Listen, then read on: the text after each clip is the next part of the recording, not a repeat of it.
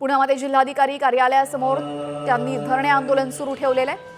यावेळेस त्यांनी मुख्यमंत्री आणि पालकमंत्र्यांवर आरोप केले असून पुणे जिल्हाधिकाऱ्यांवर मुख्यमंत्री आणि पालकमंत्र्यांचा दबाव असल्याचं त्यांनी म्हटलेलं आहे।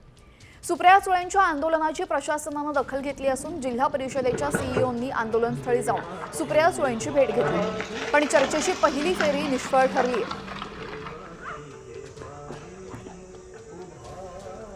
भोरमधल्या रस्त्याची दुरवस्था आपण पाहतो। याच रस्त्यासाठी सुप्रिया सुळेंनी आंदोलन केलं होतं आणि आता अखेर सुप्रिया सुळे यांनी उपोषण मागे घेतल्याचं समोर येत आहे। भोर येथील रस्त्याच्या दुरवस्थेसंदर्भात सुप्रिया सुळे यांनी गेल्या 7 तासांपासून कडक उन्हामध्ये उपोषण सुरू केलं होतं। अखेर त्यांनी आता उपोषण मागे घेतलेले। तुमचा जाहीर सत्कार करणार चौगुले साहेबांनी जाहीर सत्कार होईल तुमचा।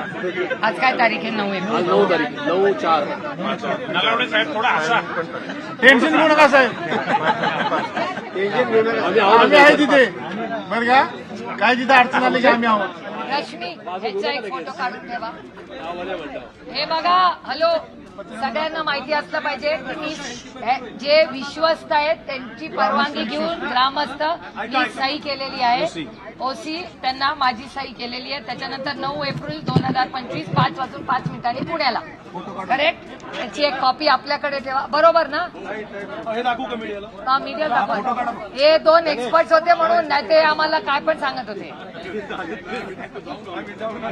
हा बघा, हे 2 एक्सपर्ट गेल्यामुळे काम झालं। ओ सुदाम अप्पा आणि विजय कोलतेंचा विजय असो, या दोघांमुळे चला टाळ्या वाजवा।